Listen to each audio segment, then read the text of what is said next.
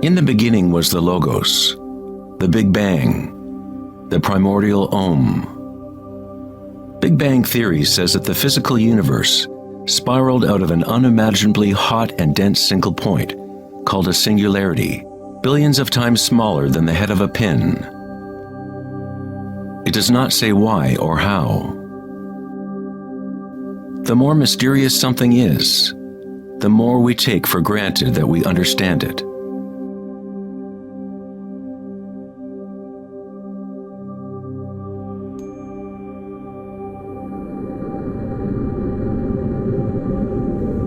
It was thought that eventually gravity would either slow the expansion or contract the universe in a big crunch.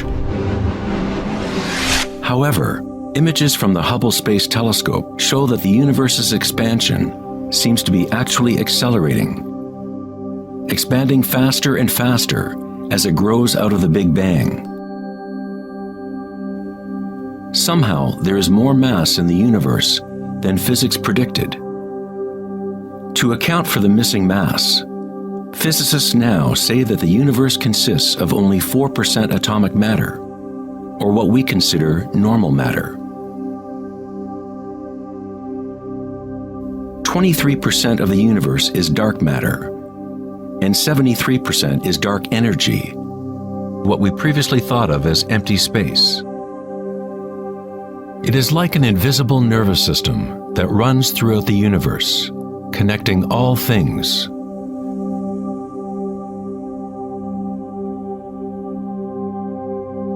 The ancient Vedic teachers taught Nada Brahma, the universe is vibration. The vibratory field is at the root of all true spiritual experience and scientific investigation. It is the same field of energy that saints, Buddhas, yogis, mystics, priests, shamans, and seers have observed by looking within themselves.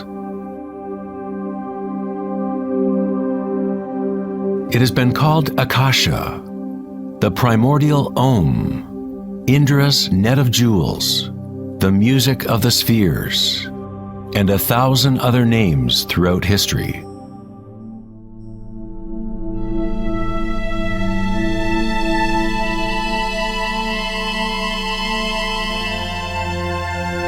It is the common root of all religions.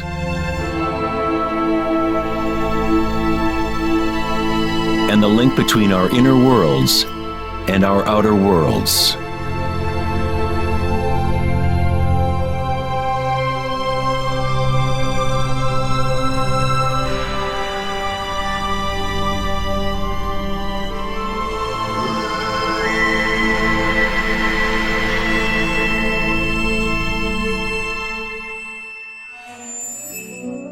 In Mahayana Buddhism in the 3rd century, they described a cosmology not unlike the most advanced physics of modern day. Indra's net of jewels is a metaphor used to describe a much older Vedic teaching, which illustrates the way the fabric of the universe is woven together. Indra, the king of the gods, gave birth to the sun and moves the winds and the waters. Imagine a spider web that extends into all dimensions. The web is made up of dewdrops, and every drop contains the reflection of all the other water drops. And in each reflected dewdrop, you will find the reflections of all the other droplets. The entire web in that reflection, and so on to infinity. Indra's web could be described as a holographic universe, where even the smallest stream of light contains the complete pattern of the whole.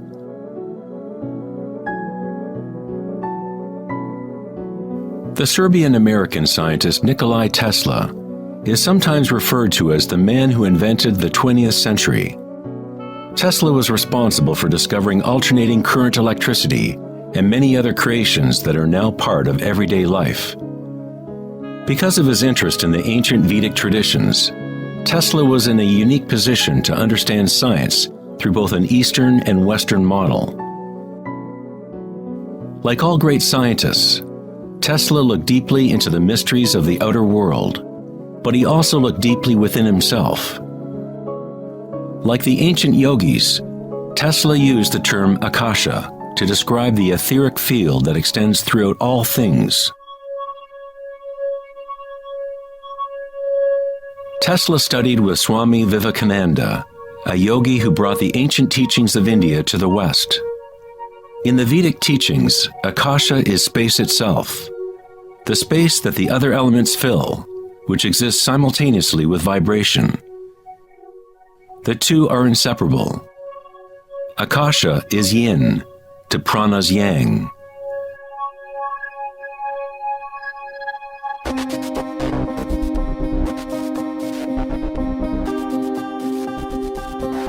A modern concept that can help us to conceptualize akasha, or the primary substance, is the idea of fractals. It wasn't until the 1980s that advances in computers allowed us to actually visualize and reproduce mathematically the patterns in nature. The term fractal was coined in 1980 by mathematician Benoit Mandelbrot, who studied certain simple mathematical equations that, when they are repeated, produce an unending array of changing mathematical or geometrical forms within a limited framework. They are limited, but at the same time, infinite. A fractal is a rough geometric shape that can be split into parts, each of which is at least approximately a reduced size copy of the whole pattern, a property called self-similarity. Mandelbrot's fractals have been called the thumbprint of God. Om Shrim Rim Klim Lam Gam Ganapatiye Varavarada Saravajanam Eva Shivaya Swaha. You are seeing artwork generated by nature itself. If you turn the Mandelbrot figure a certain way, it looks sort of like a Hindu deity or Buddha. This figure is being termed the Buddha-bro figure. Om Shrim Rim Klim Lam Gam Ganapatiye Varavarada Saravajanam Eva Shivaya Swaha.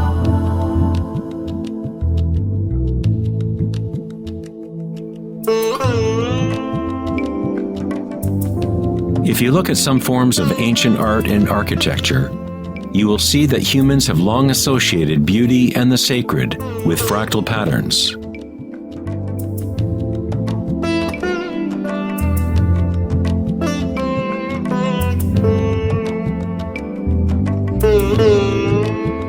Infinitely complex, yet every part contains the seed to recreate the whole. Fractals have changed mathematicians' views of the universe and how it operates. With each new level of magnification, there are differences from the original.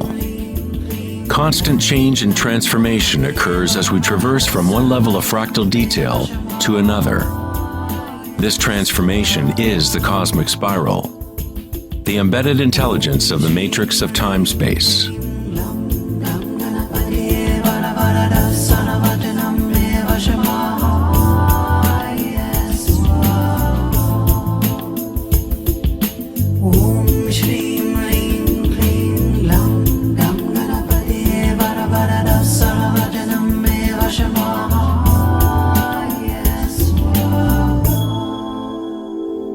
Fractals are inherently chaotic, full of noise and order. When our minds recognize or define a pattern, we focus on it, as if it is a thing. We try to find the patterns we see as beautiful, but in order to hold the pattern in our minds, we must push away the rest of the fractal.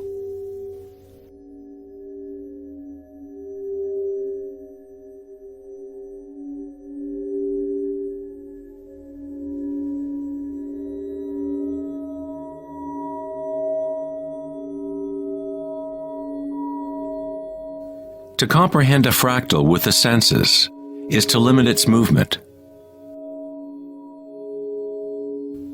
All energy in the universe is neutral, timeless, dimensionless. Our own creativity and capacity for pattern recognition is the link between the microcosm and macrocosm, the timeless world of waves, and the solid world of things. Observation is an act of creation through limitations inherent in thinking. We are creating the illusion of solidity, of things by labeling, by naming. The philosopher Kierkegaard said, "If you name me, you negate me." By giving me a name, a label, you negate all of the other things I could possibly be. You lock the particle into being a thing by pinning it down, naming it. But at the same time, you are creating it, defining it to exist. Creativity is our highest nature. With the creation of things comes time, which is what creates the illusion of solidity.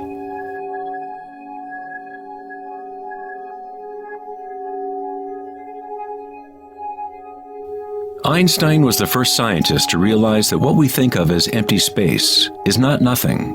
It has properties. And intrinsic to the nature of space is nearly unfathomable amounts of energy. The renowned physicist Richard Feynman once said, "There is enough energy in a single cubic meter of space to boil all the oceans in the world." Advanced meditators know that in the stillness lies the greatest power. The Buddha had yet another term for the primary substance, what he termed kalpas, which are like tiny particles or wavelets that are arising and passing away trillions of times per second.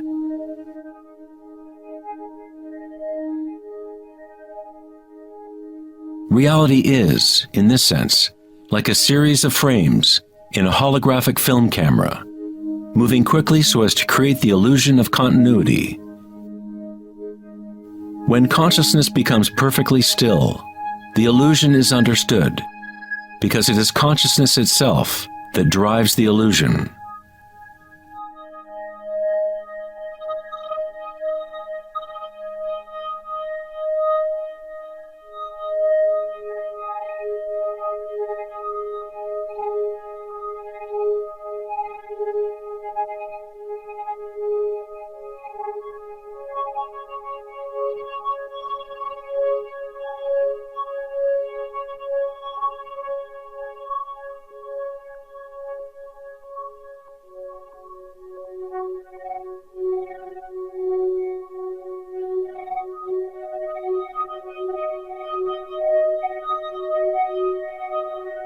In the ancient traditions of the East, it has been understood for thousands of years that all is vibration. Nada Brahma, the universe is sound. The word nada means sound or vibration, and Brahma is the name for God. Brahma simultaneously is the universe and is the creator. The artist and the art are inseparable. In the Upanishads, one of the oldest human records from ancient India, it is said, Brahma the creator, sitting on a lotus, opens his eyes, and a world comes into being. Brahma closes his eyes, and a world goes out of being. Ancient mystics, yogis, and seers have maintained that there is a field at the root level of consciousness. The Akashic field, or the Akashic records, where all information, all experience, past, present, and future, exists now and always. It is this field or matrix from which all things arise, from subatomic particles to galaxies, stars, planets, and all life.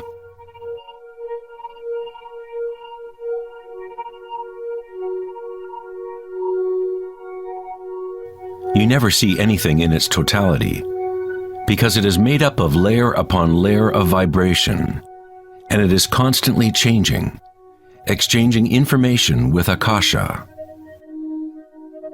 A tree is drinking in the sun, the air, the rain, the earth. a world of energy moves in and out of this thing we call a tree. When the thinking mind is still, then you see reality as it is, all aspects together. The tree and the sky and the earth, the rain and the stars are not separate. Life and death, self and other, are not separate, just as the mountain and the valley are inseparable. In the Native American and other indigenous traditions, it is said that everything has spirit, which is simply another way of saying everything is connected to the one vibratory source. There is one consciousness, one field, one force that moves through all. This field is not happening around you, it is happening through you, and happening as you. You are the you in universe. You are the eyes through which creation sees itself. When you wake from a dream, you realize that everything in the dream was you. You were creating it. So-called real life is no different. Everyone, everything is you. The one consciousness looking out of every eye. Under every rock.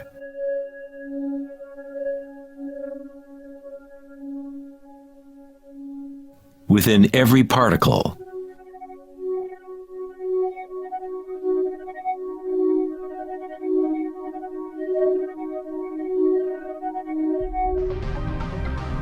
International researchers at CERN, the European Laboratory for Particle Physics, are searching for this field that extends throughout all things. But instead of looking within, they look to the outer physical world. Researchers at the CERN laboratory in Geneva, Switzerland, announced that they had found the Higgs boson, or the God particle. The Higgs boson experiments prove scientifically that an invisible energy field fills the vacuum of space. CERN's Large Hadron Collider consists of a ring 17 miles in circumference, in which two beams of particles race in opposite directions, converging and smashing together at nearly the speed of light. Scientists observe what comes out of the violent collisions. The standard model cannot account for how particles get their mass. Everything appears to be made of vibration, but there is no thing being vibrated. It is as if there has been an invisible dancer, a shadow, dancing hidden in the ballet of the universe. All the other dancers have always danced around this hidden dancer. We have observed the choreography of the dance, but until now we could not see that dancer.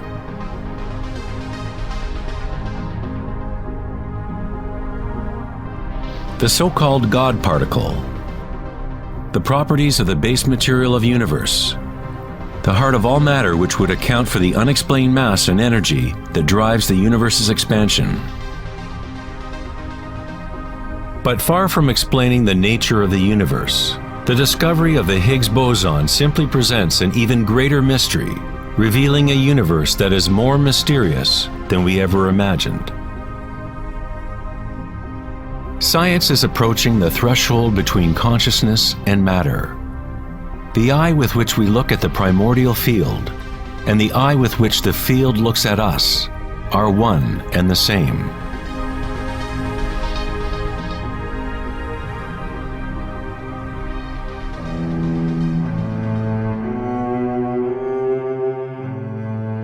The German writer and luminary Wolfgang von Goethe said, "The wave is the primordial phenomenon which gave rise to the world." Cymatics is the study of visible sound. The word cymatics comes from the Greek root cyma, which means wave or vibration.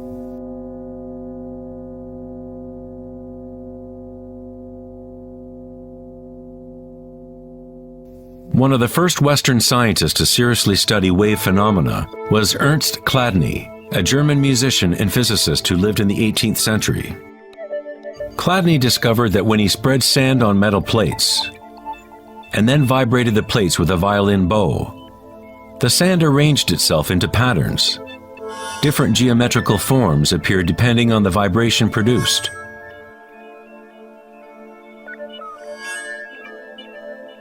Chladni recorded an entire catalog of these shapes, and they are referred to as Chladni figures. Many of these patterns can be found throughout the natural world, such as the markings of the tortoise, or the spot patterns of a leopard.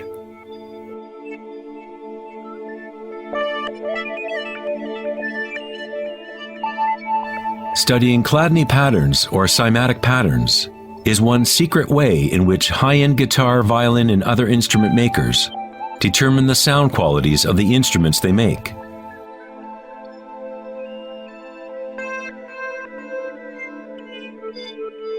Hans Jenny expanded on Chladni's work in the 1960s. Using various fluids and electronic amplification to generate sound frequencies, and coined the term cymatics. If you run simple sine waves through a dish of water, you can see patterns in the water. Depending on the frequency of the wave, different ripple patterns will appear. The higher the frequency, the more complex the pattern. These forms are repeatable, not random. The more you observe, the more you start to see how vibration arranges matter into complex forms from simple repeating waves. This water vibration has a pattern similar to a sunflower.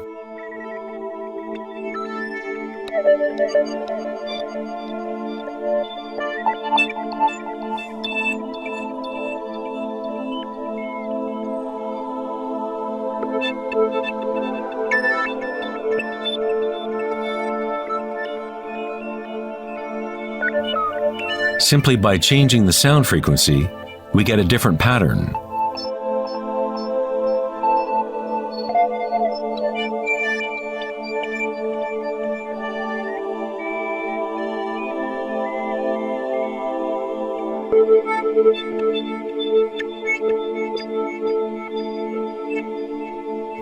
Water is a very mysterious substance. It is highly impressionable. That is, it can receive and hold on to vibration.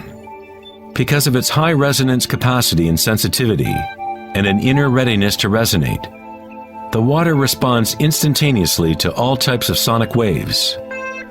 Vibrating water and earth make up the majority of mass in plants and animals.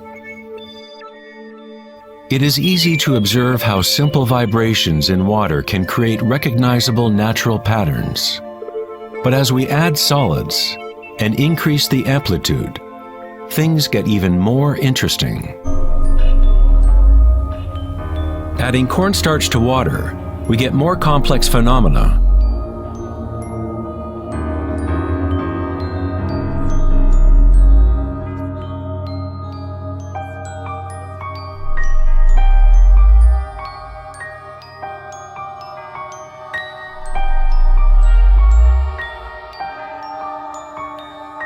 Perhaps the principles of life itself can be observed as vibrations move the cornstarch blob into what appears to be a moving organism.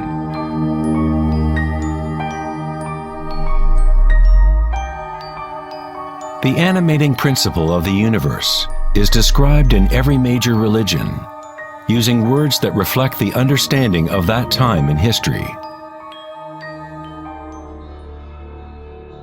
In the language of the Incas, the largest empire in pre-Columbian America, the word for human body is Alpa Kamasca, which means literally, animated earth.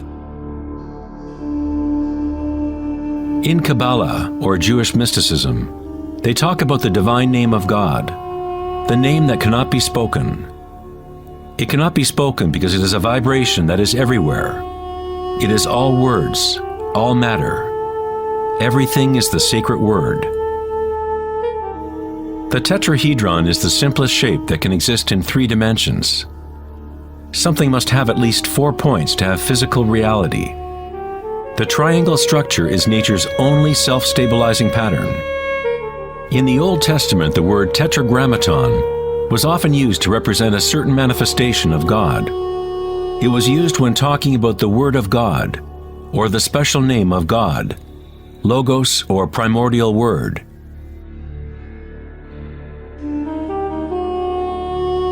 The ancient civilizations knew that at the root structure of the universe was the tetrahedral shape. Out of this shape, nature exhibits a fundamental drive toward equilibrium, Shiva, while it also has a fundamental drive towards change, Shakti.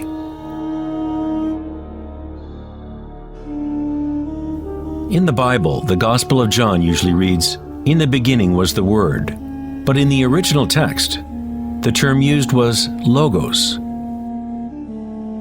The Greek philosopher Heraclitus, who lived around 500 years before Christ, referred to the logos as something fundamentally unknowable, the origin of all repetition, pattern, and form. The Stoic philosophers who followed the teachings of Heraclitus identified the term with the divine animating principle pervading the universe.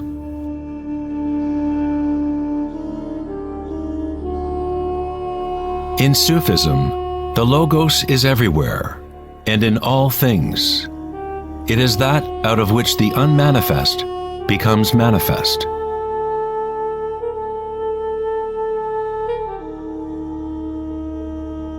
In the Hindu tradition, Shiva Nataraja literally means Lord of the Dance. The whole cosmos dances to Shiva's drum. All is imbued or ensouled with the pulsation. Only as long as Shiva is dancing can the world continue to evolve and change. Otherwise, it collapses back into nothingness. While Shiva is representative of our witnessing consciousness, Shakti is the substance or stuff of the world. While Shiva lies in meditation, Shakti tries to move him, to bring him into the dance. Like yin and yang, the dancer and the dance exist as one.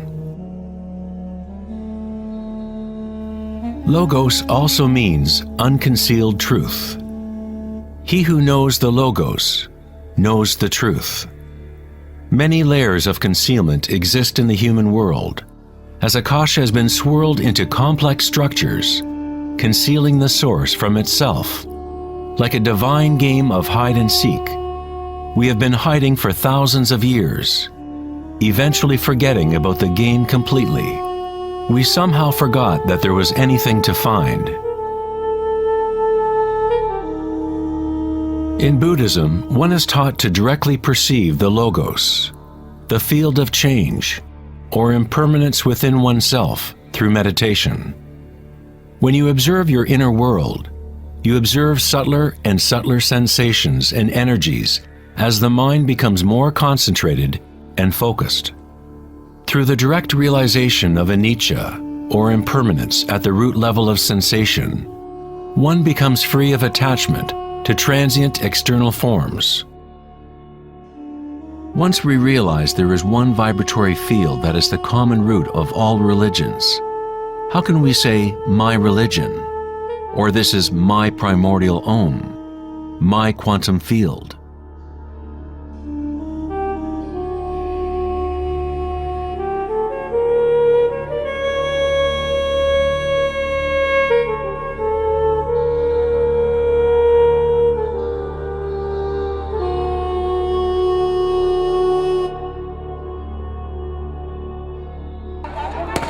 The true crisis in our world is not social, political, or economic. Our crisis is a crisis of consciousness, an inability to directly experience our true nature, an inability to recognize this nature in everyone and in all things.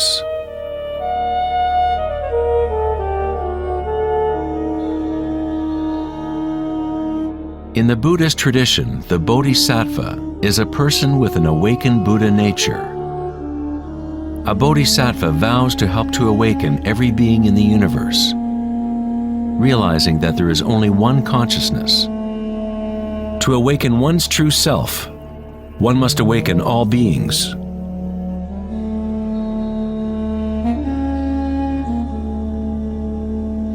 There are innumerable sentient beings in the universe. I vow to help them all to awaken. My imperfections are inexhaustible. I vow to overcome them all. The Dharma is unknowable. I vow to know it. The way of awakening is unattainable. I vow to attain it.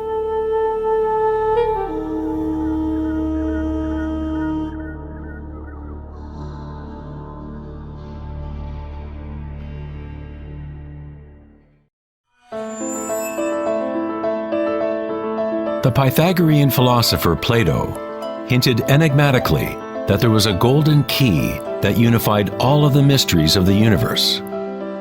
It is this golden key that we will return to time and again throughout our exploration. The golden key is the intelligence of the Logos, the source of the primordial Om. One could say that it is the mind of God. With our limited senses, we are observing only the outer manifestation of the hidden mechanics of self-similarity. The source of this divine symmetry is the greatest mystery of our existence. Many of history's monumental thinkers, such as Pythagoras, Kepler, Leonardo da Vinci, Tesla, and Einstein, have come to the threshold of the mystery. Einstein said, "The most beautiful thing we can experience is the mysterious. It is the source of all true art and science. He to whom this emotion is a stranger, who can no longer pause to wonder and stand wrapped in awe, is as good as dead. His eyes are closed." We are in the position of a little child entering a huge library filled with books in many different languages. The child knows someone must have written those books. It does not know how. It does not understand the languages in which they are written. The child dimly suspects a mysterious order in the arrangement of the books, but doesn't know what it is. That, it seems to me, is the attitude of even the most intelligent human being toward God. We see a universe marvelously arranged and obeying certain laws. Our limited minds cannot grasp the mysterious force that moves the constellations. Every scientist who looks deeply into the universe, and every mystic who looks deeply within the self, eventually comes face to face with the same thing: the primordial spiral.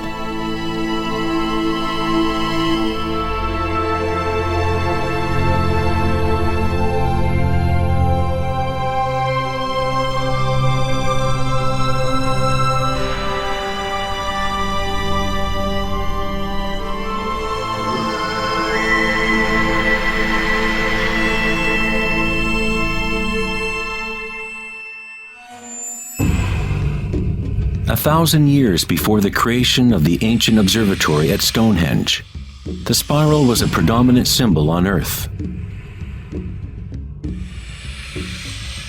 Ancient spirals can be found in all parts of the globe. Thousands of ancient spirals such as these can be found all over Europe, North America and New Mexico, Utah, Australia, China, Russia, virtually every indigenous culture on Earth.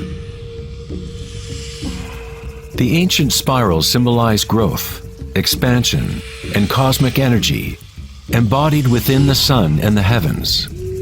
The spiral form is mirroring the macrocosm of the unfolding universe itself. In native traditions, the spiral was the energetic source, the primordial mother. The Neolithic spirals at Newgrange, Ireland date back 5,000 years.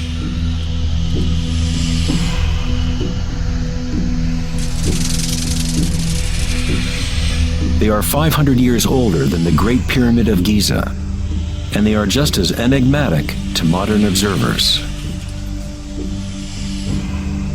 The spiral goes back to a time in history when humans were more connected to the Earth. to the cycles and spirals of nature, a time when humans were less identified with thoughts. The spiral is what we perceive to be the torque of the universe. Prana, or creative force, swirls akasha into a continuum of solid forms. Found at all levels between the macrocosm and the microcosm, from spiral galaxies to weather systems, to the water in your bathtub, to your DNA,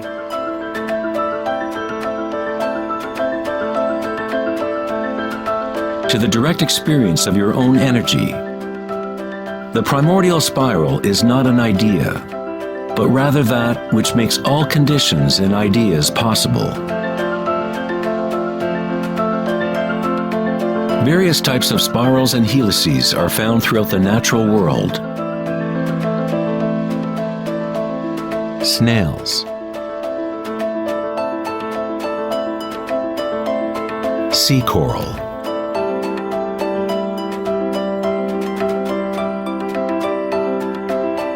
spider webs,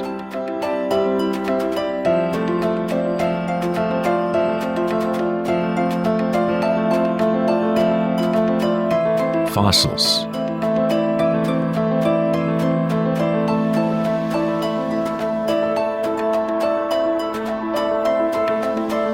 seahorses' tails,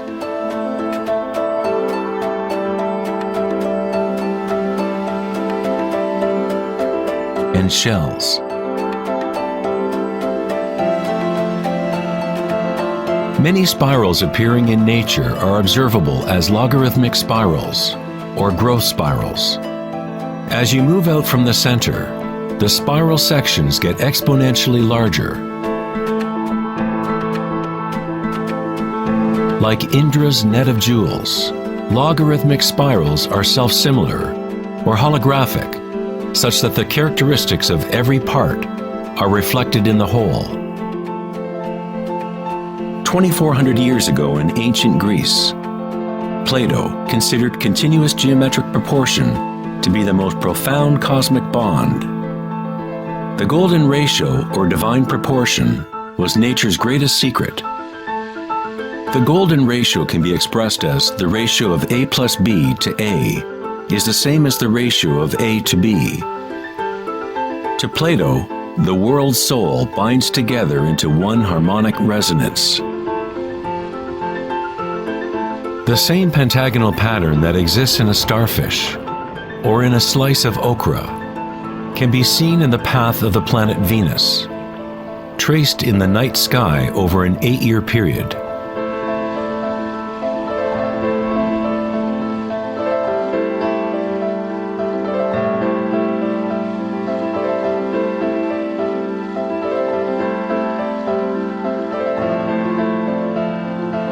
The intelligible world of forms above and the visible world of material objects below through this principle of geometric self-similarity.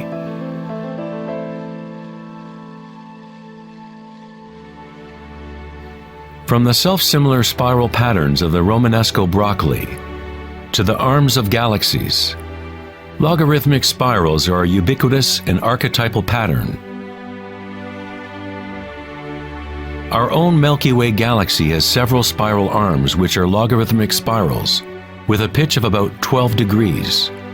The greater the pitch of the spiral, the tighter the turns. When you observe a plant growing in time-lapse video, you witness it dancing with the spiral of life.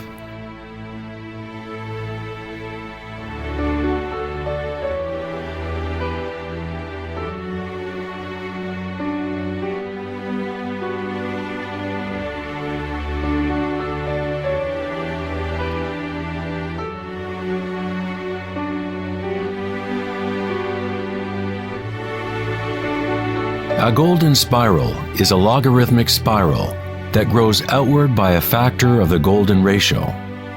The golden ratio is a special mathematical relationship that pops up over and over in nature. The pattern that is observable follows what is called the Fibonacci series, or Fibonacci sequence. The Fibonacci series unfolds such that each number is the sum of the previous two numbers.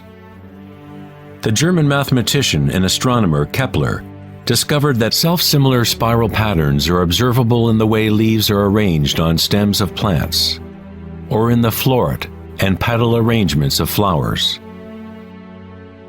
Leonardo da Vinci observed that the spacing of leaves was often in spiral patterns.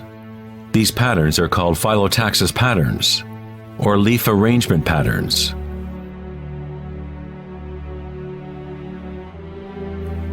Phyllotaxis arrangements can be seen in self-organizing DNA nucleotides.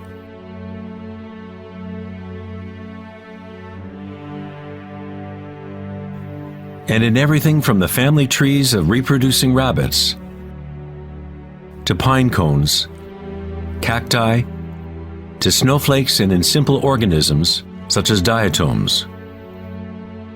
Diatoms are one of the most common types of phytoplankton, single-celled organisms that provide food for countless species throughout the food chain.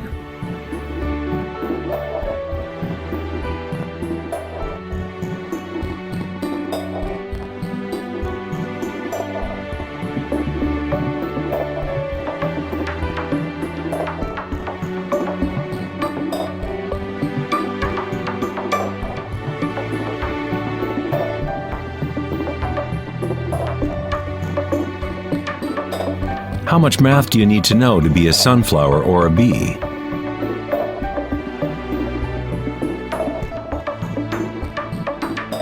Nature doesn't consult the physics department to grow broccoli. The structuring in nature happens automatically. Scientists in the field of nanotechnology use the term self-assembly to describe the way complexes are formed, such as in the initial hexagonal phase of DNA formation. In nanotechnology engineering, carbon nanotubes are comprised of a similar arrangement of materials. Nature does this type of geometry over and over, effortlessly, automatically, without a calculator. Nature is precise and extremely efficient. According to the famous architect and author Buckminster Fuller, these patterns are a function of time-space. DNA and honeycomb are the shape that they are for the same reason a bubble is round.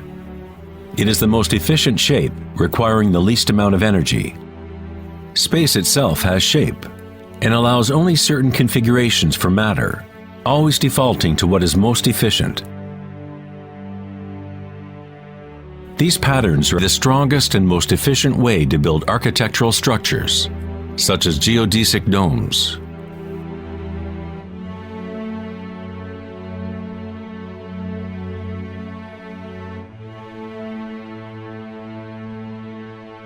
Logarithmic spiral patterns allow plants maximum exposure to insects for pollination, maximum exposure to sunlight and rain, and allow them to efficiently spiral water towards their roots. Birds of prey use the logarithmic spiral pattern to stalk their next meal. Flying in a spiral is the most efficient way to hunt.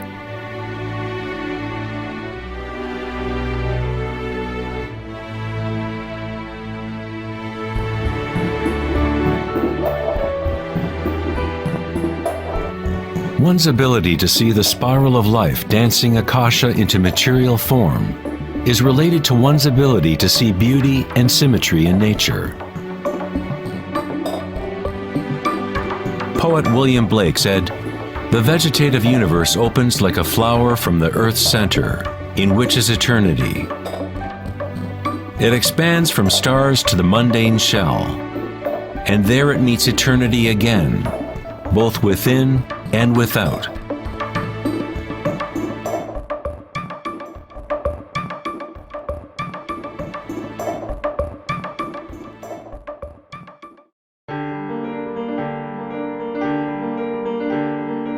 The study of patterns in nature is not something that is very familiar in the West.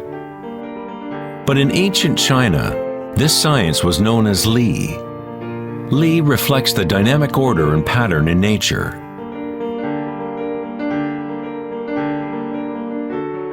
But it is not pattern thought of as something static, frozen, or unchanging, like a mosaic. It is dynamic pattern as embodied in all living things.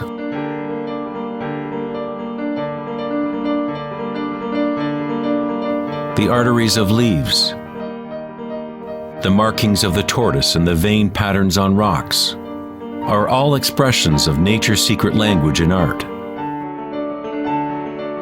The labyrinth is one of many Li patterns.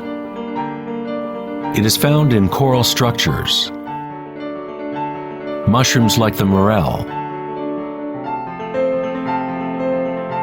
cabbages, and in the human brain. The cellular pattern is another common form in nature. There are a myriad of different cellular structures, but all have a similar orderliness defined by their purpose and function.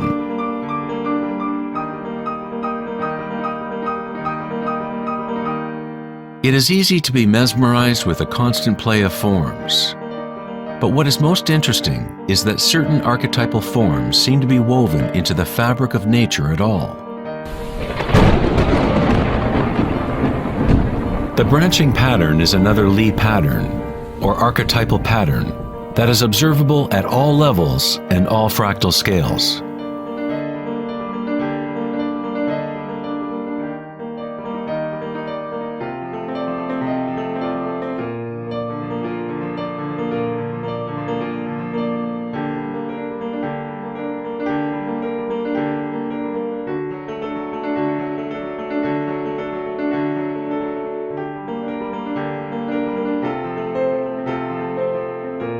Take for example this incredible image of a supercomputer simulation known as the Millennium Run, showing the distribution of dark matter in the local universe.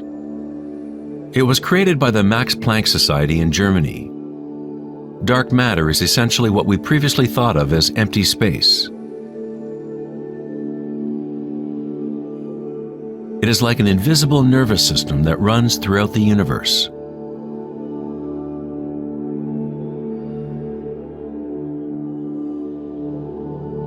The universe is literally like a giant brain.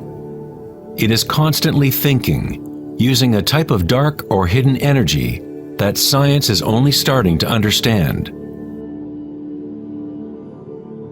Through this immense network, unfathomable energy moves, providing the momentum for the expansion and growth of the universe.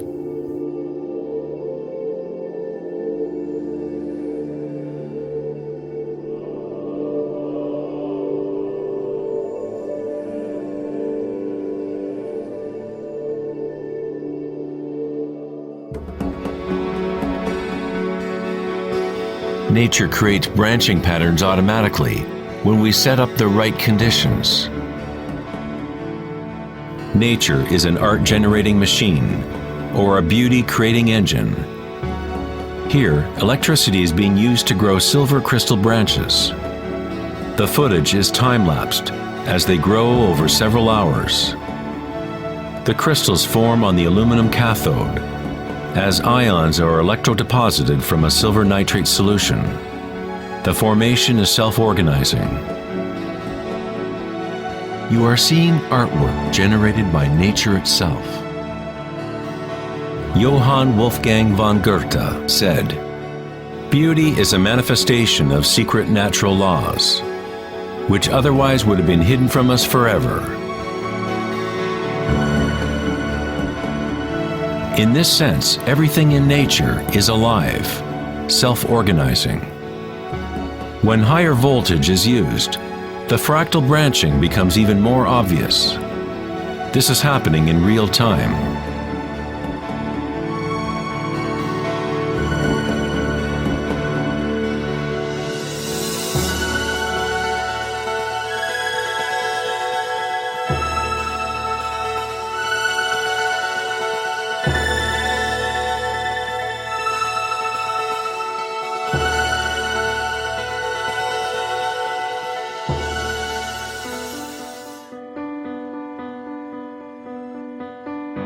In the human body, tree-like structures and patterns are found throughout. There are, of course, the nervous systems that Western medicine knows about. But in Chinese, Ayurvedic, and Tibetan medicine, the energy meridians are a central component to understanding how the body functions. The nadis, or energy meridians, form tree-like structures. A post-mortem examination will not reveal the chakras or the nadis. But that does not mean they do not exist. You need to refine your tool that you use to look. You must first learn to quiet your own mind. Only then you will observe these things first within yourself. In electrical theory, the less resistance in a wire, the more easily it can carry energy. When you cultivate equanimity through meditation, it creates a state of non-resistance in your body. Prana, or chi, or inner energy, is simply your inner aliveness. What you feel when you bring your consciousness within the body. The subtle wires within your body that carry prana, the nadis, become able to move more and more pranic energy through the chakras. Your wiring becomes stronger as you use it, as you allow energy to flow. Wherever consciousness is placed, chi or energy will begin to flow and physical connections blossom. Within the brain and nervous system, physical wiring patterns become established by repetition. By continually placing your attention within and lowering resistance to the sensations you are experiencing, you increase your energetic capacity.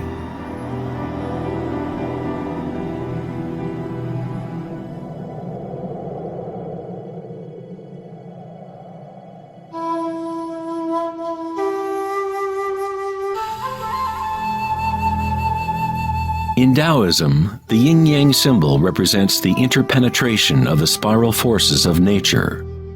The yin-yang is not two and not one. The ancient concept of the hara is represented by a yin-yang, or spiral swirl. It is the power center located in the belly below the navel. Hara means literally sea or ocean of energy. In China, the hara is called the lower dantian. In many forms of Asian martial arts, the warrior with strong hara is said to be unstoppable. In the samurai tradition, one form of ritual suicide, or seppuku, was harakiri, was often mispronounced as harikiri.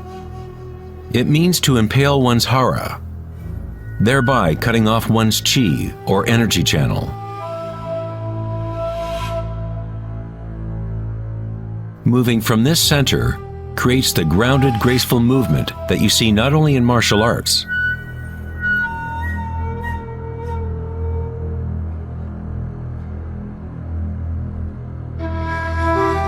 but in great golfers, belly dancers,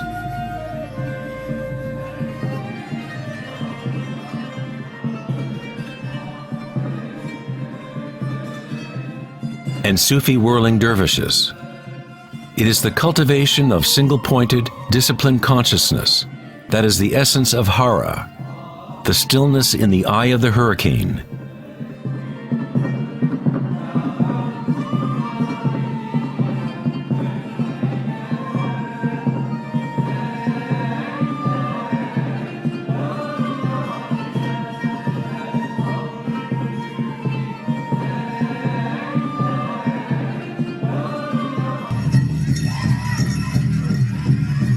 It is the gut instinct and connection to one's energy source.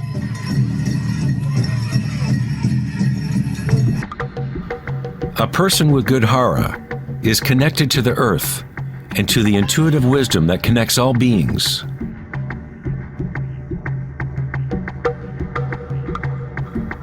To think with your belly, hara dekanganase, is to tap into your inner wisdom.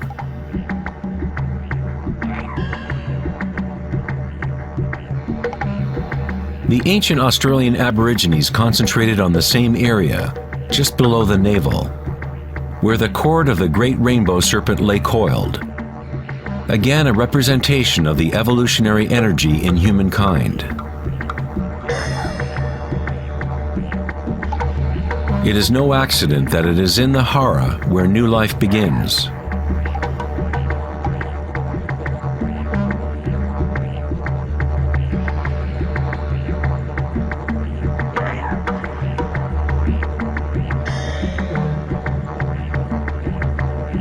The enteric nervous system, sometimes referred to as the gut brain, is capable of maintaining a complex matrix of connections similar to the brain in the head, with its own neurons and neurotransmitters. It can act autonomously, that is, with its own intelligence. You could say that the gut brain is a fractal version of the head brain, or perhaps the head brain is a fractal version of the gut brain. A healthy bear has strong hara. When a bear knows where to forage for herbs, it follows the movement of qi through its senses, centered in the hara or belly. This is the bear's connection to the dream lodge, the place in native traditions where all knowledge comes from, to the spiral of life.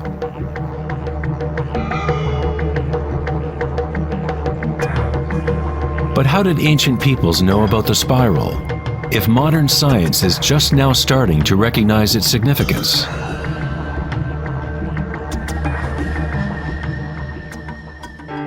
Ask the bees, for they have not forgotten how to love.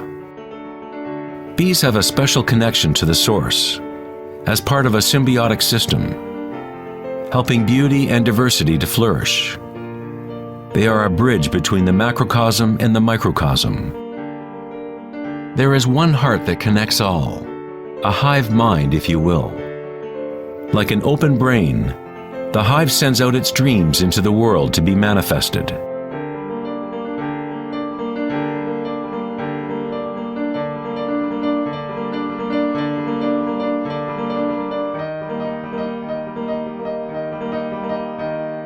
In nature, many creatures know how to act in unison, to move with one spirit, one direction.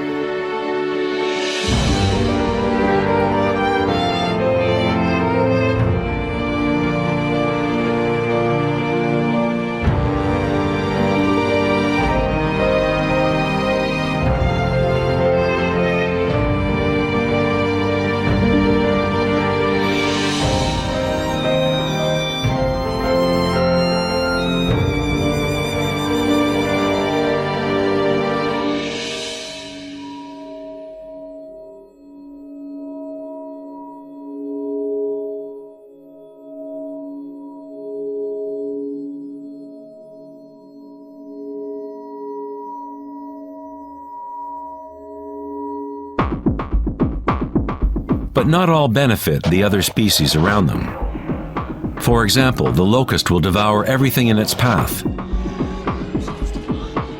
A locust has no choice but to act like a locust. It will never make honey or pollinate plants the way a bee does. A locust's behavior is rigid, but a human is unique in that we can act like a bee or we can act like a locust. We are free to change and manipulate the patterns of how we interact with the world. We can exist symbiotically or as a parasite.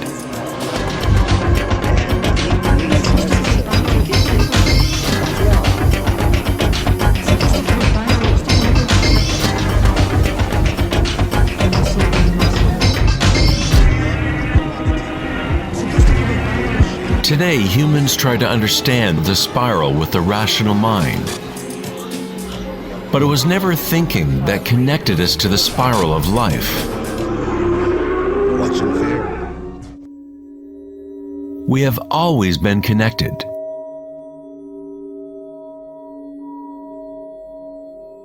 Thinking has been what keeps us in the illusion of separateness, within our own identities. Thinking is the creation of separateness, the experience of limitation. The more we align with thought, the more removed we become from the source.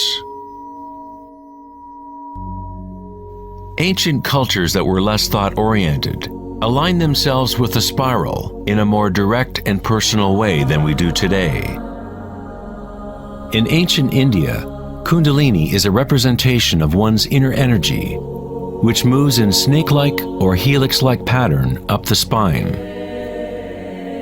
In the ancient yogic traditions of India, the inner worlds of people at that time were comparable to those of Hara-centered cultures. To balance the power of the spiral with the stillness of your witnessing consciousness is to align with your full evolutionary potential, to blossom into the unique multifaceted being you were designed to be.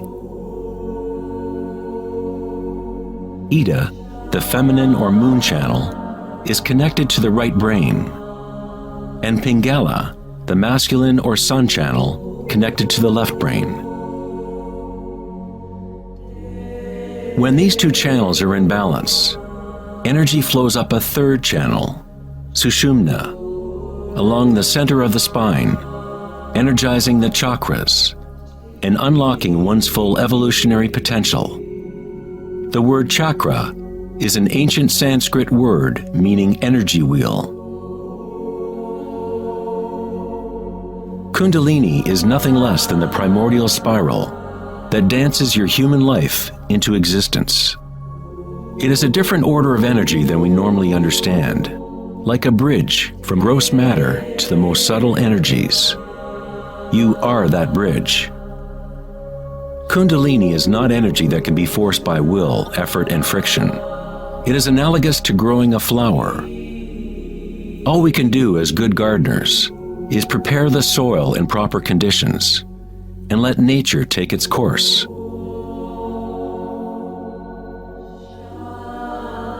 If you force a flower to open prematurely, you will destroy it. It grows with its own intelligence, with its own self-organizing direction. The egoic mind, which fixates on the outer world, is what keeps you from experiencing your true inner vibratory nature. When consciousness is turned within, it becomes like the sun's rays, and the lotus within begins to grow. As Kundalini awakens within oneself, one begins to see the signature of the spiral in all things, in all patterns within and without. This spiral is the link between our inner worlds and our outer worlds.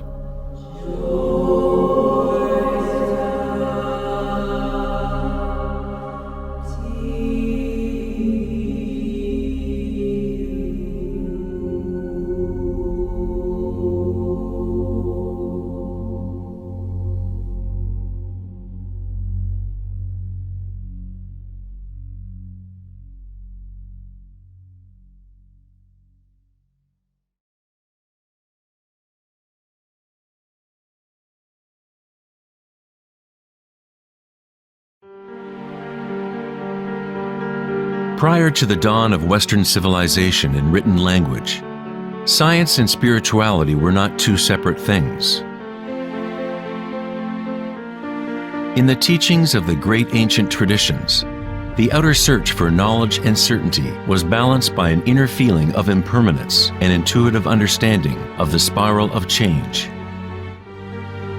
As scientific thinking became more dominant and information multiplied, fragmentation began to occur within our knowledge systems. Increased specialization meant that fewer people were capable of seeing the big picture, of feeling and intuiting the aesthetic of the system as a whole. No one was asking, is all this thinking good for us?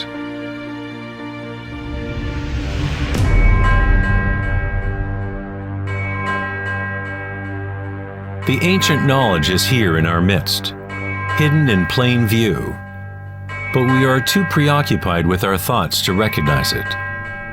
This forgotten wisdom is the way to restore the balance between the inner and the outer, yin and yang, between the spiral of change and the stillness at our core.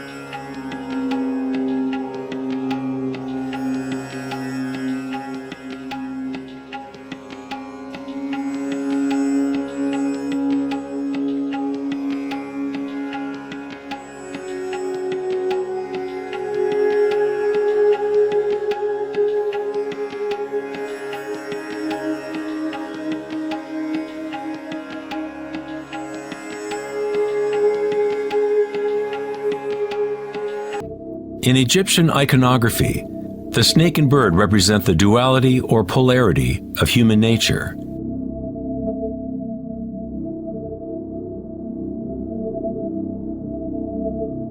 The snake, the downward direction, is the manifested spiral, the evolutionary energy of the world.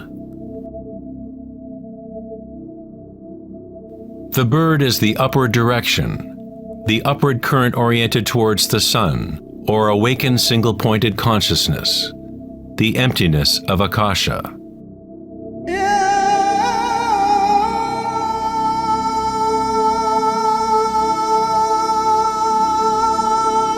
Pharaohs and gods are depicted with awakened energy, whereby the Kundalini snake moves up the spine and pierces Ajna chakra between the eyes.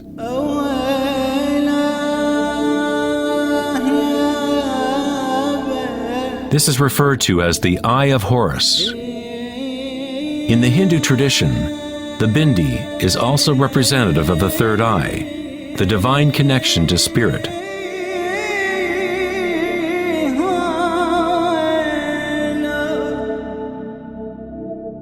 King Tutankhamun's mask is a classic example showing both the snake and bird motifs.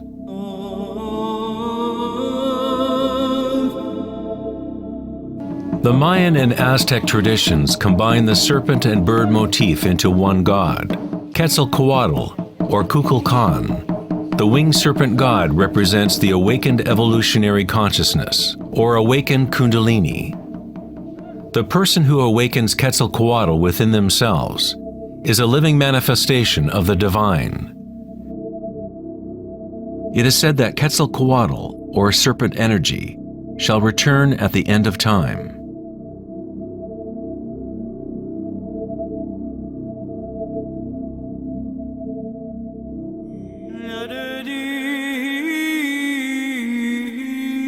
The snake and bird symbols can be found within Christianity as well. Their true meaning may be more deeply encrypted, but the meaning is the same as in other ancient traditions. In Christianity, the bird or dove, often seen above Christ's head, represents Holy Spirit, or Kundalini Shakti, as it rises to the sixth chakra and beyond. The Christian mystics called Kundalini by another name, Holy Spirit. In John 3:12, it says, "And as Moses lifted up the serpent in the wilderness, so must the Son of Man be lifted up." Jesus and Moses awakened their Kundalini energy, bringing awakened consciousness to the unconscious reptilian forces that drive human craving. Jesus was said to have spent 40 days and nights in the desert, during which time he was tempted by Satan. Similarly, the Buddha was tempted by Mara as he sat to reach enlightenment under the Bodhi tree, or wisdom tree. Both Christ and Buddha had to turn away from the lure of sensory pleasures and worldly grasping.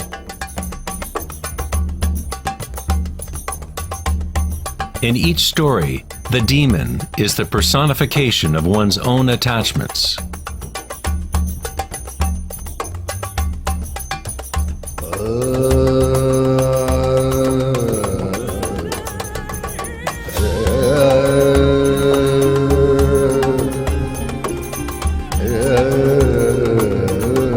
If we read the Adam and Eve story in the light of the Vedic and Egyptian traditions, we find that the serpent guarding the tree of life is Kundalini. The apple represents the lure and temptation of the external sensory world, distracting us from the knowledge of the inner world, the tree of knowledge within.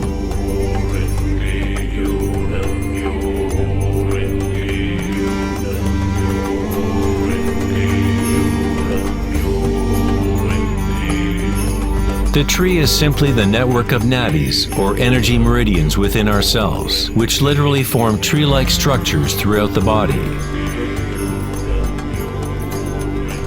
In our egoic quest for external gratification, we have cut ourselves off from the knowledge of the inner world, our connection to Akasha and the wisdom source.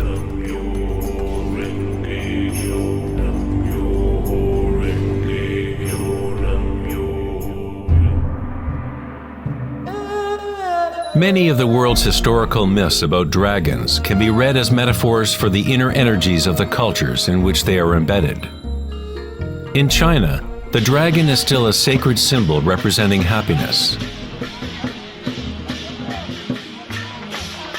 Like the Egyptian pharaohs, ancient Chinese emperors who had awakened their evolutionary energies were represented by the winged snake or dragon. The royal totem of the Jade Emperor, or Celestial Emperor, shows a balance similar to Ida and Pingala. The yin and yang of Taoism, awakening the pineal center, or what in Taoism is called the upper dantian.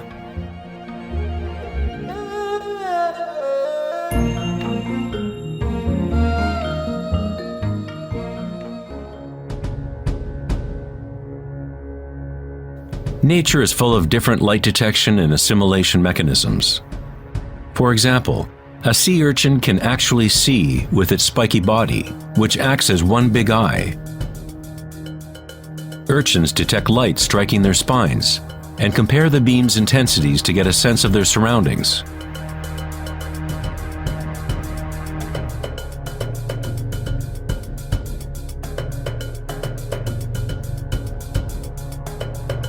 Green iguanas and other reptiles have a parietal eye or pineal gland on top of their heads, which they use to detect predators from above.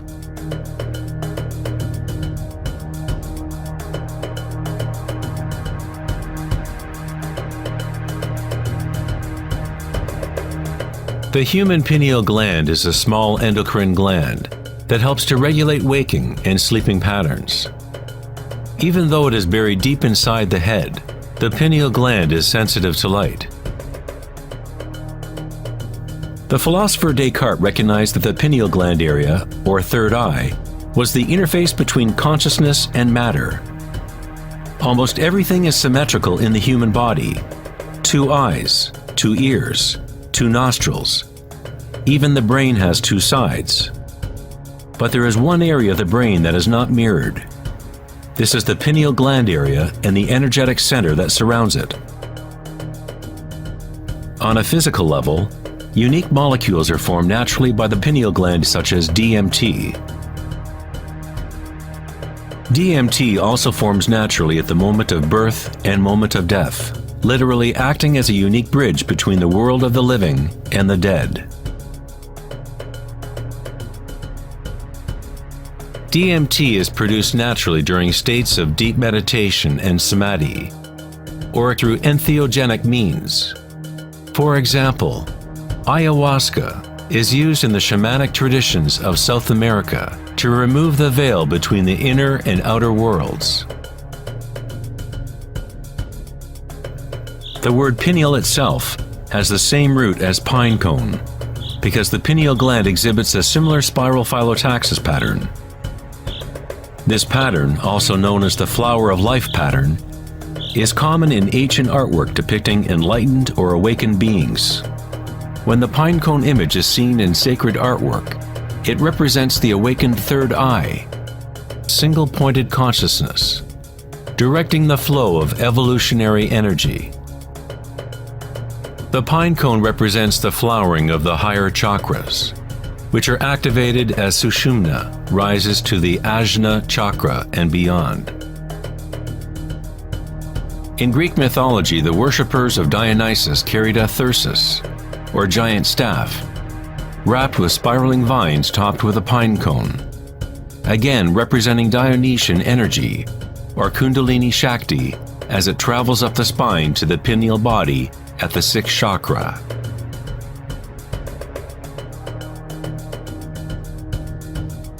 In the heart of the Vatican, you might expect a giant sculpture of Jesus or Mary, but instead we find a giant pinecone statue, indicating that in Christian history, there may have been knowledge of the chakras in Kundalini, but for whatever reason it was kept from the masses.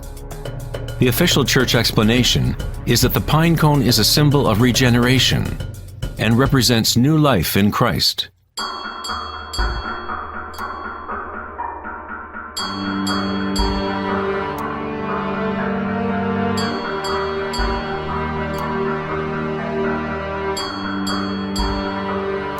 The 13th century philosopher and mystic Meister Eckhart said, "The eye with which I see God and the eye with which God sees me is one and the same." In the King James Bible, Jesus said, "The light of the body is the eye. If therefore thine eye be single, thy whole body shall be full of light."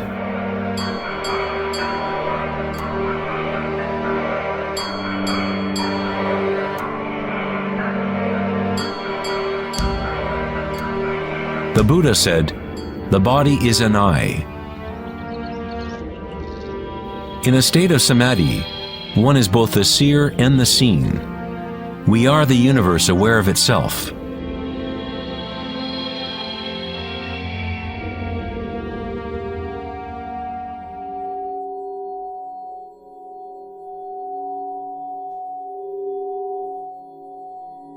When Kundalini is activated, it stimulates the 6th chakra and pineal center, and this area starts to regain some of its evolutionary functions.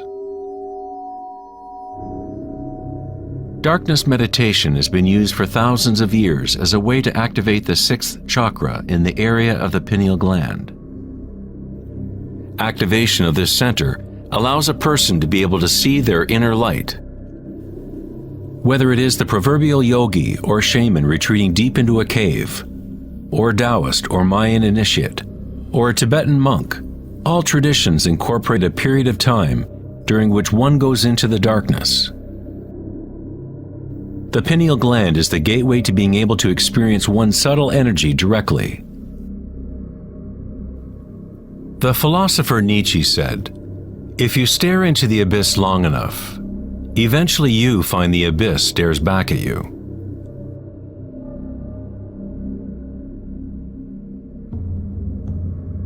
Dolmens, or ancient portal tombs, are among the oldest remaining structures on Earth. Most date to the Neolithic period of 3000 to 4000 BC, and some in Western Europe are 7,000 years old. The dolmen was used to enter into perpetual meditation, as a way for a human to bridge the inner and outer worlds. As one continues to meditate in total darkness, eventually one begins to observe inner energy or light as the third eye becomes active. The circadian rhythms, which are governed by the sun and moon channels, no longer control the functions of the body, and a new rhythm is established.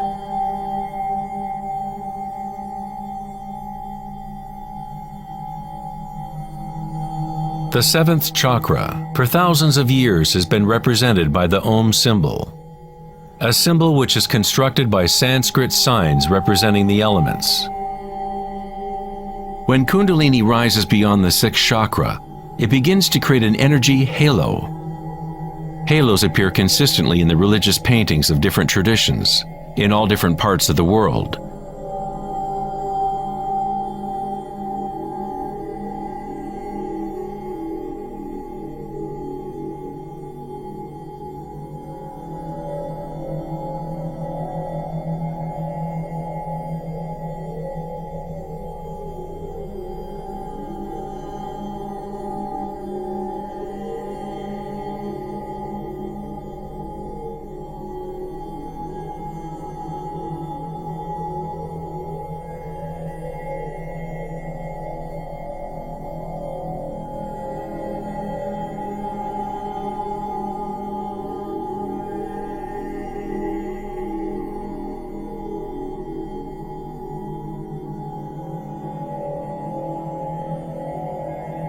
The halo, or the depiction of an energy signature around an awakened being, is common to virtually all religions in all parts of the world. The evolutionary process of awakening the chakras is not the property of one group or one religion. It is the birthright of every human being on the planet.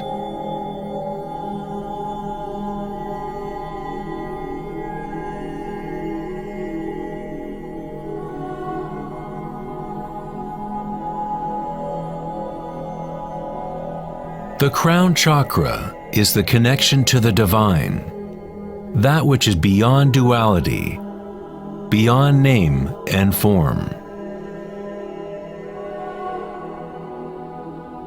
Akhenaten was a pharaoh whose wife was Nefertiti.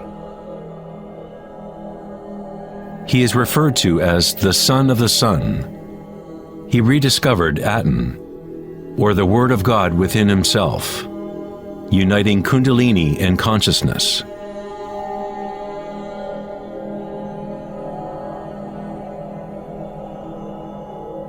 In Egyptian iconography, once again the awakened consciousness is represented by the solar disk, seen above the heads of gods or awakened beings.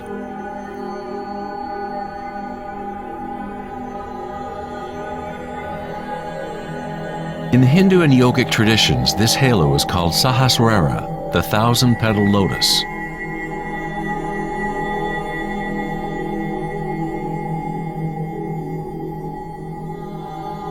The Buddha is associated with the symbol of the lotus. The phyllotaxis pattern is the same pattern as can be found in a blooming lotus. It is the flower of life pattern, the seed of life. It is the fundamental pattern into which all forms fit.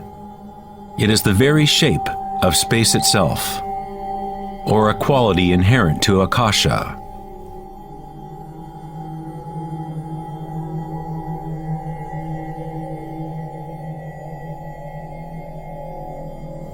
At one time in history, the flower of life symbol was prevalent all over Earth.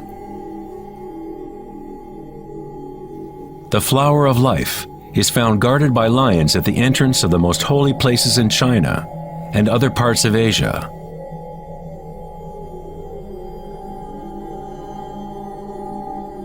The 64 hexagrams of the I Ching often surround a yin-yang symbol, which is yet another way of representing the flower of life. Within the flower of life is the geometric basis for all of the Platonic solids, essentially every form that can exist. The ancient flower of life begins with the geometry of the Star of David, or upward and downward facing triangles. Or in 3D, these would be tetrahedral structures. This symbol is a yantra, a sort of program that exists within the universe, the machine that is generating our fractal world. Yantras have been used as tools for awakening consciousness for thousands of years. The visual form of the yantra is an external representation of an inner process of spiritual unfolding. It is the hidden music of the universe made visible, comprised of intersecting geometrical forms and interference patterns.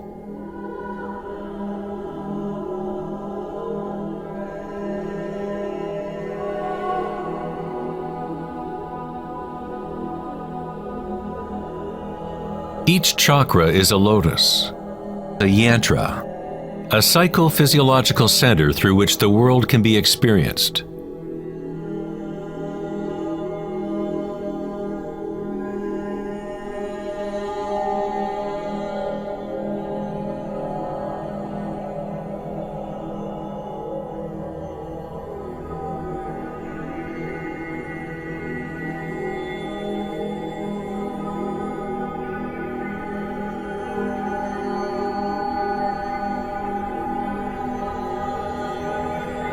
A traditional yantra, such as can be found in the Tibetan tradition, is invested with rich layers of meaning, sometimes incorporating a complete cosmology and worldview. The yantra is a constantly evolving pattern which works through the power of repetition or iteration of a cycle. The power of the yantra is all but lost in today's world because we seek meaning only in the external form. and we do not connect it to our inner energies through intention.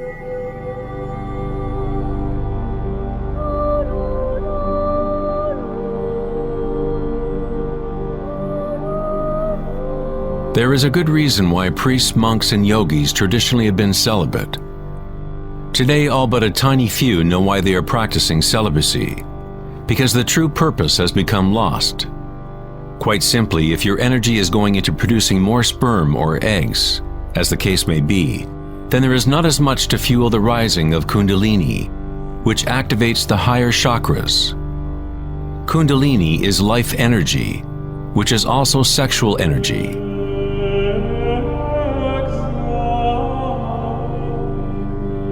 When awareness becomes less focused on animal urges and is put into the objects reflective of the higher chakras, that energy flows up the spine and to those chakras. Many of the tantric practices teach how to master sexual energy so that it can be used for higher spiritual evolution.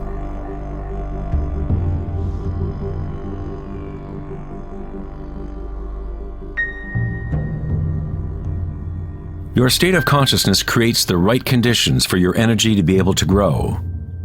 Entering a state of consciousness takes no time. As Eckhart Tolle says, awareness and presence always happen in the now. If you are trying to make something happen, then you are creating resistance to what is.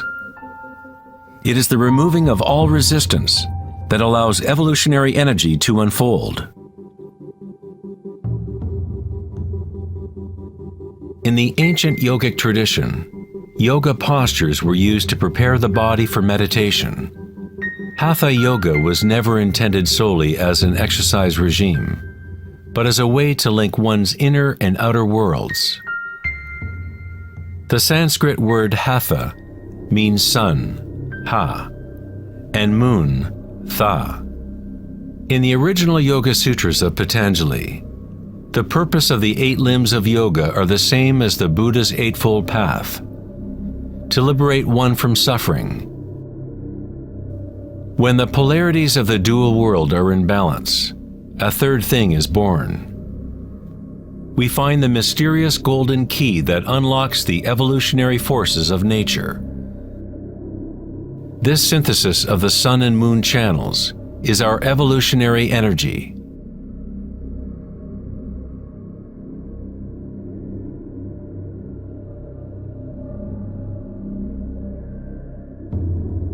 Because humans are now identified almost exclusively with their thoughts and the outer world, it is a rare individual that achieves a balance of the inner and outer forces, which allow Kundalini to awaken naturally. For those identified only with the illusion, Kundalini will always remain a metaphor, an idea, rather than a direct experience of one's energy and consciousness.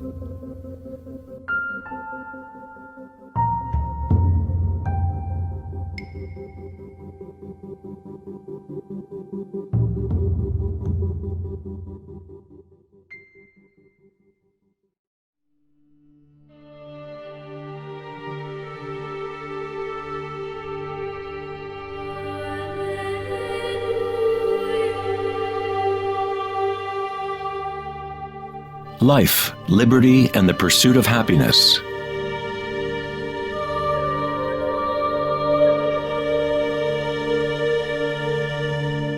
We live our lives pursuing happiness out there, as if it is a commodity. We have become slaves to our own desires and craving.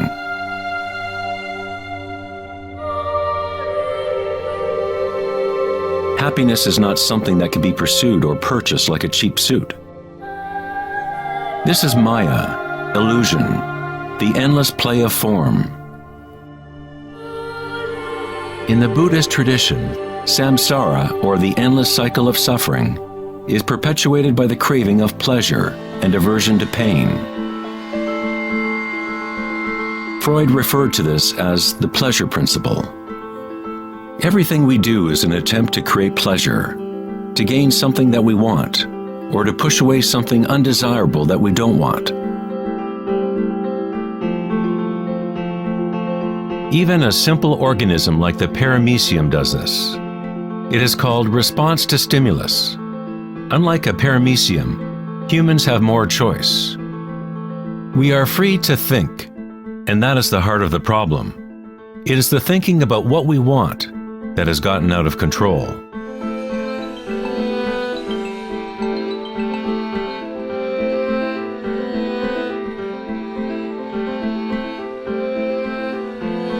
Safety systems armed. 10, 9, 8, 7, 6, 5, 4, 3, 2, 1, 0, and liftoff of Endeavour, going where East and West do meet at the International Space Station. The dilemma of modern society is that we seek to understand the world not in terms of archaic inner consciousness, but by quantifying and qualifying what we perceive to be the external world by using scientific means and thought. Thinking has only led to more thinking and more questions. We seek to know the innermost forces which create the world and guide its course. But we conceive of this essence as outside of ourselves, not as a living thing intrinsic to our own nature. It was the famous psychiatrist Carl Jung who said, "One who looks outside dreams. One who looks inside awakes." It is not wrong to desire to be awake, to be happy. What is wrong is to look for happiness outside when it can only be found inside.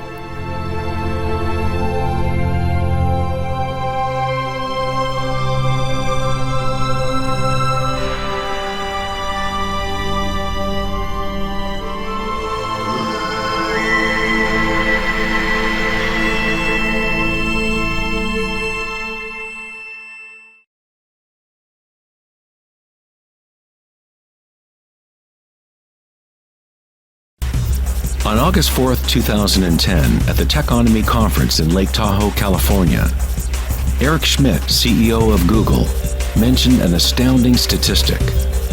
Every 2 days now, we create as much information as we did from the dawn of civilization up until 2003, according to Schmidt.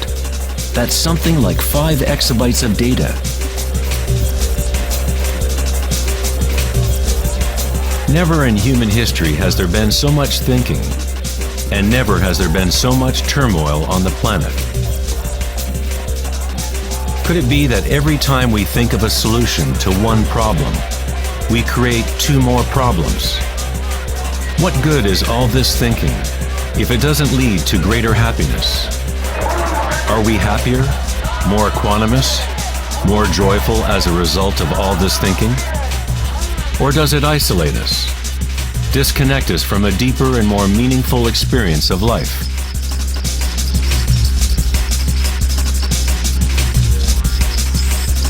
Thinking, acting, and doing must be brought into balance with being. After all, we are human beings, not human doings.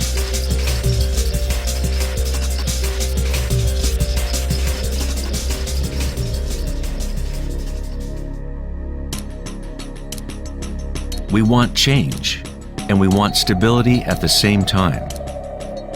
Our hearts have become disconnected from the spiral of life, the law of change, as our thinking minds drive us towards stability, security, and pacification of the senses. With a morbid fascination, we watch killings, tsunamis, earthquakes, and wars. We constantly try to occupy our mind, fill it with information. TV shows streaming from every conceivable device, games and puzzles, text messaging, and every possible trivial thing.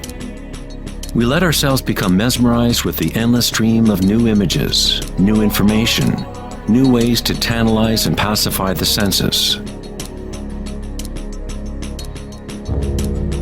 At times of quiet inner reflection, our hearts may tell us that there is more to life than our present reality, that we live in a world of hungry ghosts, endlessly craving and never satisfied.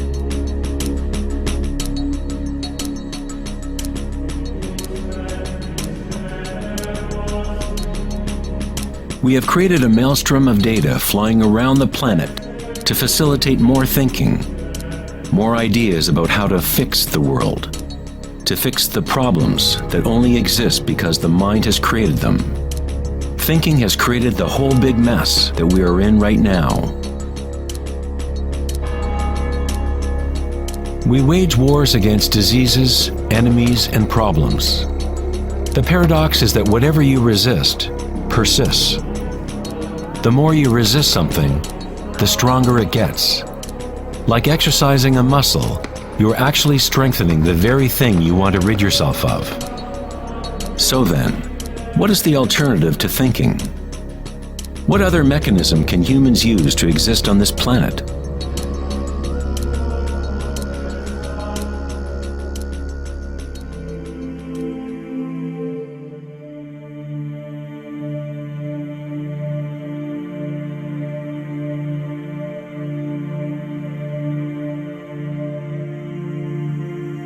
While Western culture in recent centuries has focused on exploring the physical by using thought and analysis, other ancient cultures have developed equally sophisticated technologies for exploring inner space. It is the loss of the connection to our inner worlds that has created imbalance on our planet. The ancient tenet, know thyself, has been replaced with the desire to know and experience the outer world of form. Answering the question, who am I, is not simply a matter of describing what is on your business card.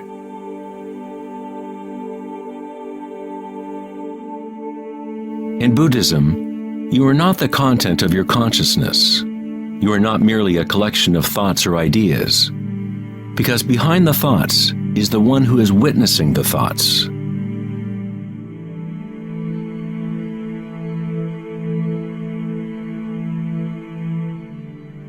The imperative know thyself is a Zen koan, an unanswerable riddle.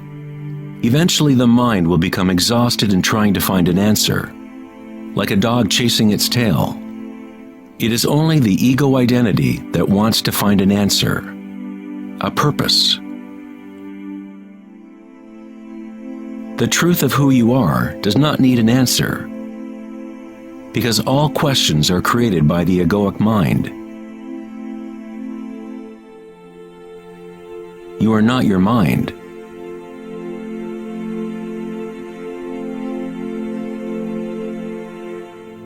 The truth lies not in more answers, but in less questions.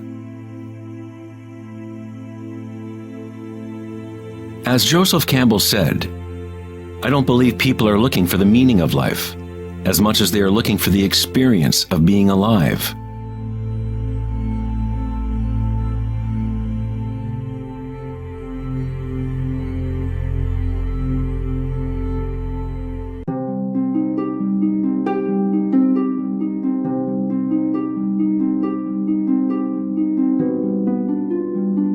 When the Buddha was asked, "What are you?" he said simply, "I am awake." What does this mean, to be awake?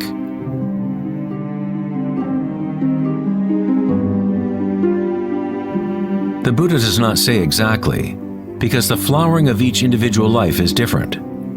But he does say one thing: it is the end of suffering. Every major religious tradition has a name for the state of being awake: heaven, nirvana, or moksha.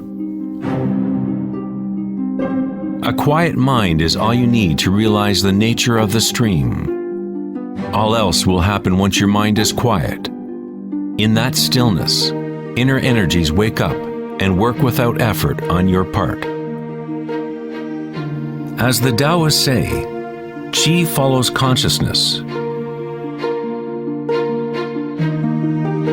By being still, one begins to hear the wisdom of the plants and animals, the quiet whispers in dreams, and one learns the subtle mechanism by which those dreams come into material form. In the Tao Te Ching, this kind of living is called Wei Wu Wei, doing, not doing. The Buddha spoke of the middle way as the path that leads to enlightenment. Aristotle described the golden mean, the middle between two extremes, as the path of beauty. Not too much effort, but not too little either. Yin and yang in perfect balance.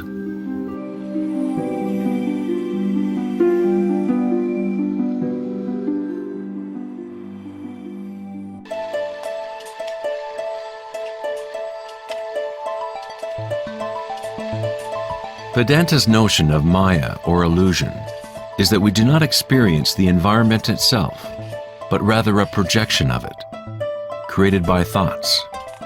Of course, your thoughts let you experience the vibratory world in a certain way, but our inner equanimity need not be contingent on external happenings. The belief in an external world, independent of the perceiving subject, is fundamental to science. But our senses only give us indirect information. Our notions about this mind-made physical world are always filtered through the senses, and therefore always incomplete. There is one field of vibration underlying all of the senses. People with a condition called synesthesia sometimes experience this vibratory field in different ways. Synesthetes can see sounds as colors or shapes, or associate qualities of one sense with another. Synesthesia refers to a synthesis or intermingling of the senses. The chakras in the senses are like a prism, filtering a continuum of vibration. All things in the universe are vibrating, but at different rates and frequencies. The Eye of Horus is made up of 6 symbols, each representing the senses. Like the ancient Vedic system, thought is considered to be a sense.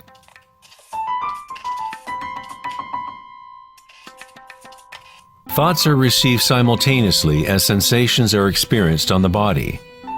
They arise from the same vibratory source.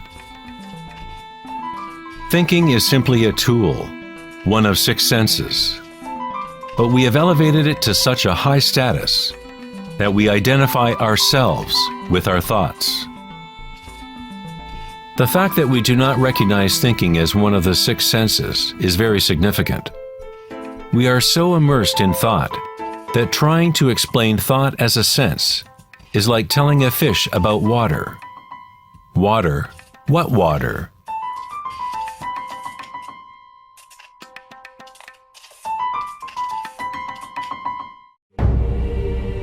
In the Upanishads, it is said, "Not that which the eye can see, but that whereby the eye can see. Know that to be Brahman, the eternal, and not what people here adore. Not that which the ear can hear, but that whereby the ear can hear. Know that to be Brahman, the eternal, and not what people here adore. Not that which speech can illuminate, but that by which speech can be illuminated. Know that to be Brahman, the eternal, and not what people here adore."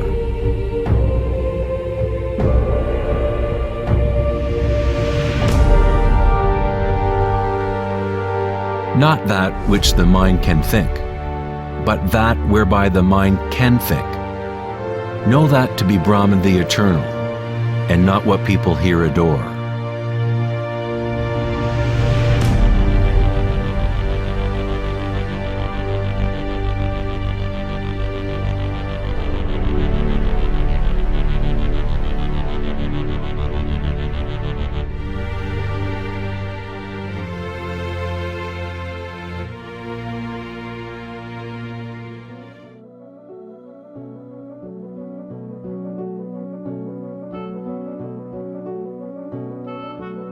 In the last decade, great advances have taken place in the area of brain research. Scientists have discovered neuroplasticity, a term which conveys the idea that the physical wiring of the brain changes according to the thoughts moving through it. As Canadian psychologist Donald Hebb put it, neurons that fire together, wire together.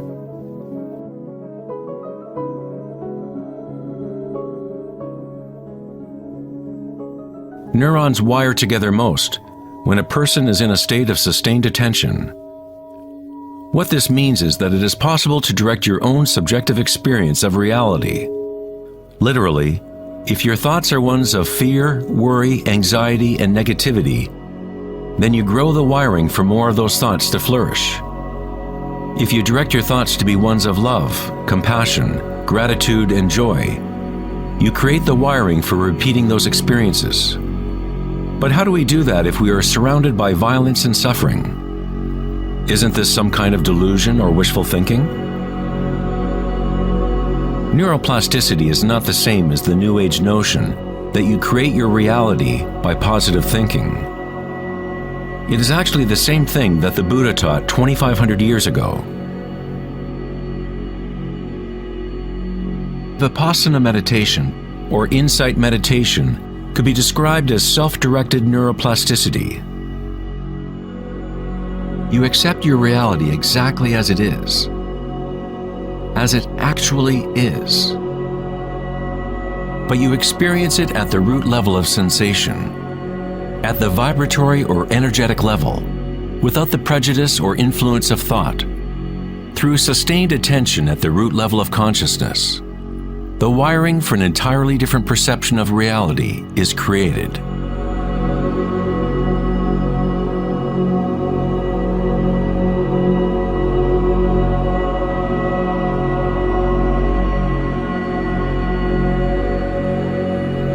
We have got it backwards most of the time. We constantly let ideas about the outer world shape our neural networks. But our inner equanimity need not be contingent on external happenings. Circumstances don't matter. Only my state of consciousness matters. Meditation in Sanskrit means to be free of measurement, free of all comparison, to be free of all becoming. You are not trying to become something else. You are okay with what is. The way to rise above the suffering of the physical realm is to totally embrace it, to say yes to it, so it becomes something within you, rather than you being something within it.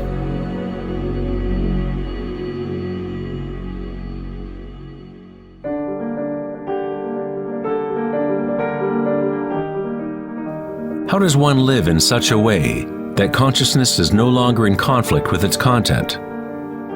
How does one empty the heart of petty ambitions? There must be a total revolution in consciousness, a radical shift in orientation from the outer world to the inner. It is not a revolution brought about by will or effort alone, but also by surrender, acceptance of reality as it is.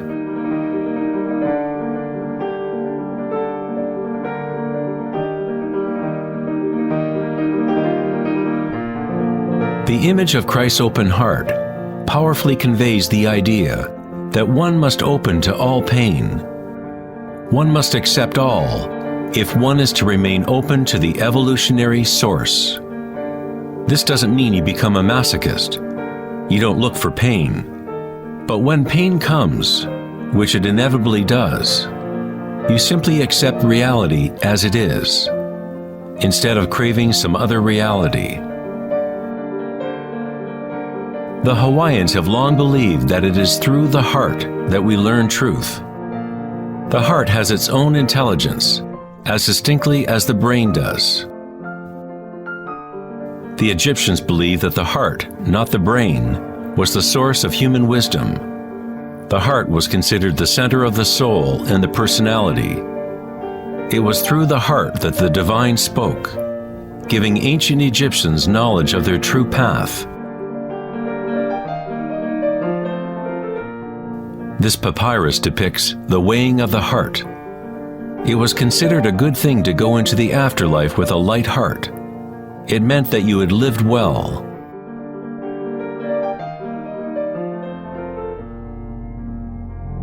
One universal or archetypal stage that people experience in the process of awakening the heart center is the experience of one's own energy as the energy of the universe.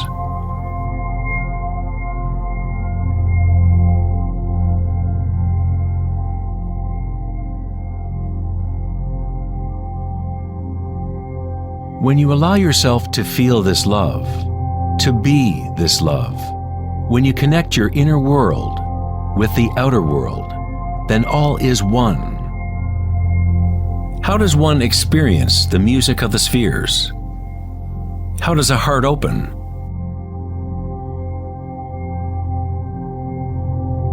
Sri Ramana Maharshi said, "God dwells in you, as you, and you don't have to do anything to be God-realized or self-realized. It is already your true and natural state. Just drop all seeking, turn your attention inward, and sacrifice your mind to the one self, radiating in the heart of your very being. For this to be your own presently lived experience, self-inquiry is the one direct and immediate way.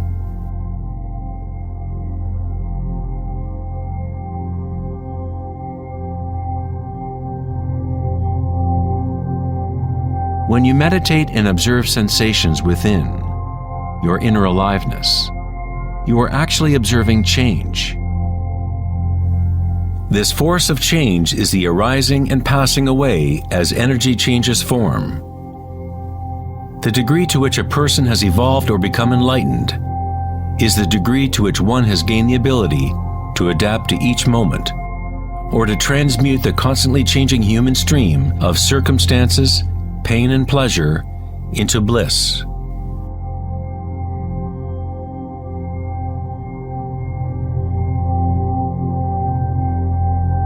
Leo Tolstoy, author of War and Peace, said, "Everyone thinks of changing the world, but no one thinks of changing him or herself."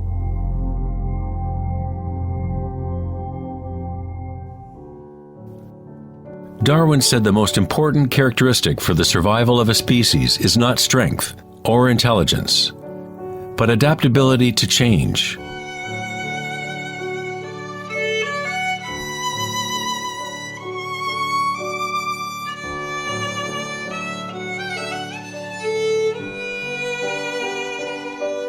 One must become adept at adapting.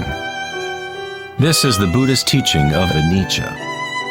Everything is arising and passing away, changing, constantly changing. Suffering exists only because we become attached to a particular form.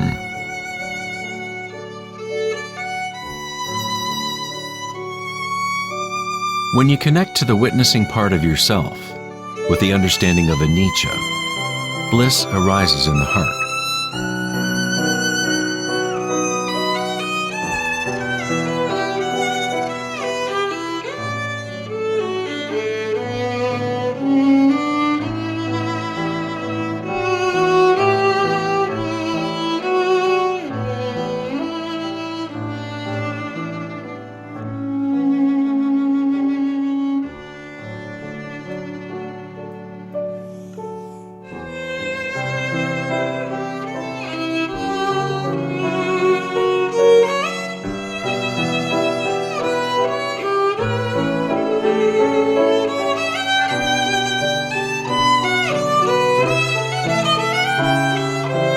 Saints, sages, and yogis throughout history unanimously describe one sacred union that occurs in the heart.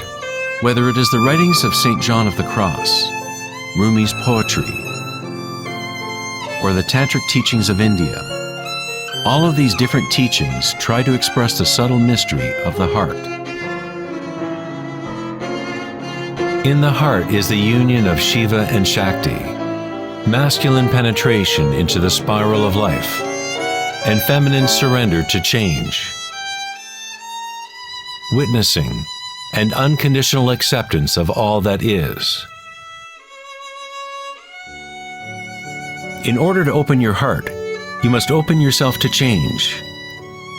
To live in the seemingly solid world, dance with it, engage with it, live fully, love fully.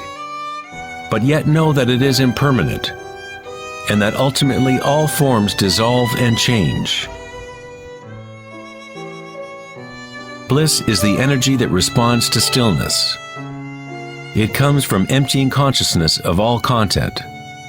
The content of this bliss energy born of stillness is consciousness, a new consciousness of the heart, a consciousness that is connected to all that is.